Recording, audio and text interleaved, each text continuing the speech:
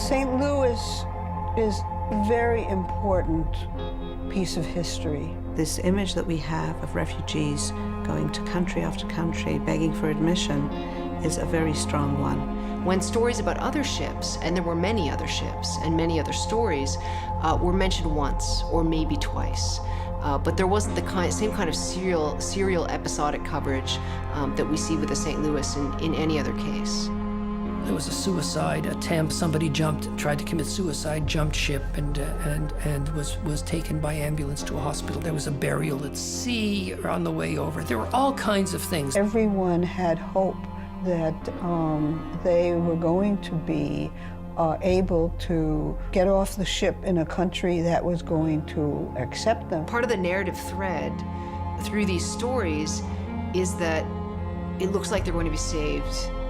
Oh, it didn't work out. What is the saying that all that's needed for evil to triumph is for good men to do nothing? No one of significant leadership would allow MS St. Louis to land.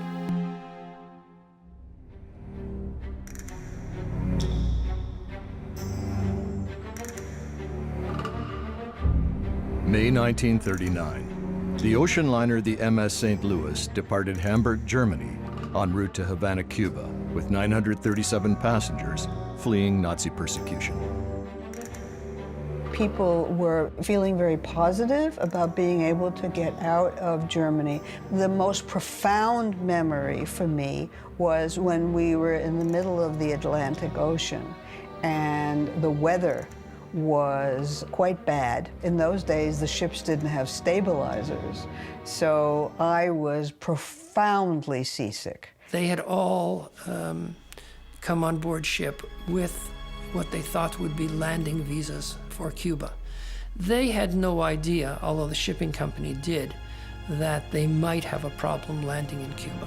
The ship came to the harbor in Havana, and there was hope that we would be allowed to get off the ship and gain entry into Havana as a temporary sort of a crossing point into the United States. But that didn't happen. Cuba refused to recognize their visas and demanded astronomical fees to let them in.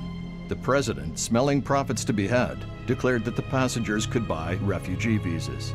At the same time, the director of immigration, trying to exploit a legal loophole, offered to sell them tourist visas, but he was unwilling to share the profits with the president. The extortion attempts resulted in mass confusion, and the MS St. Louis was not allowed to dock in Cuba. They were made to stay in the at the edge of the harbor, and a couple of days went by, and they didn't get any real information as to why they weren't able to go into shore. And then began a negotiation at many levels, trying to negotiate some way to get them into Cuba. My most vivid memory in Cuba was my uncle being in this little boat right next to the ship. And of course, I was constantly seasick on the ship.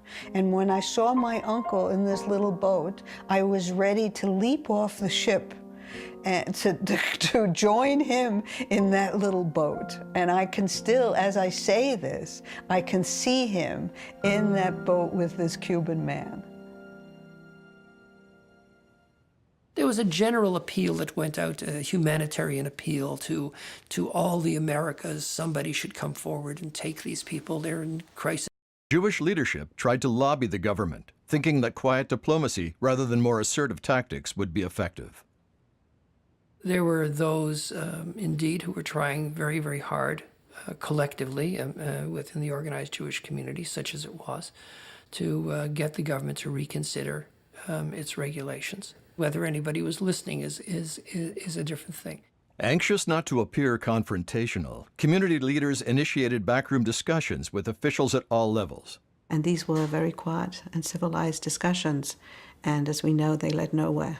All of the coverage of the St. Louis was on the front pages, at least for the first 7 days. It was a good story. The captain of the ship was a very decent man who insisted that they might be Jews on his ship and his ship might be a German ship, but these people would be treated as respected passengers.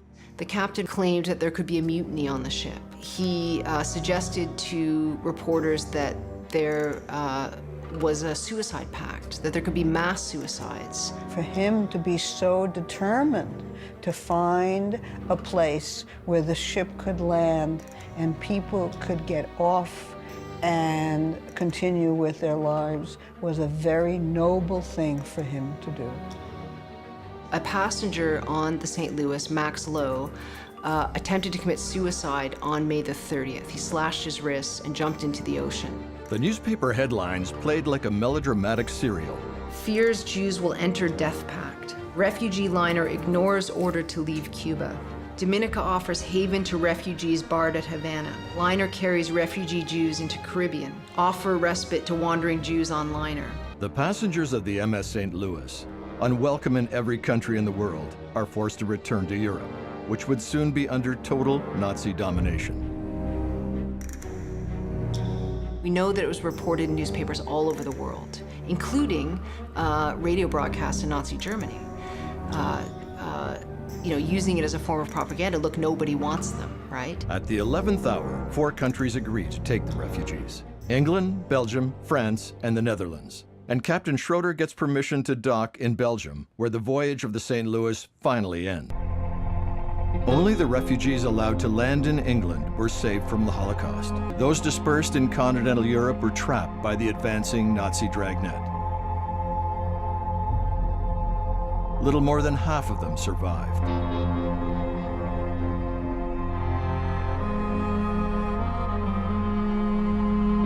Eventually, some survivors like Lisa Avedon made it to the United States and from there, Canada. Her memory of the MS St. Louis never fades. The story of the St. Louis should not be forgotten because we cannot let those kinds of things happen over and over. That where help is needed, where people are not being treated justly, there needs to be ways for society, for governments to make sure that people are taken care of. I wonder how many ministers or deputy ministers had raised the question, what if we accepted these people? It's a very shameful time in our history. We have to shine a light on what happened. We have to make sure that the next generation know what happened. It is possible to make a difference, but you have to have a voice, you have to speak out, you have to be informed, and you have to get involved.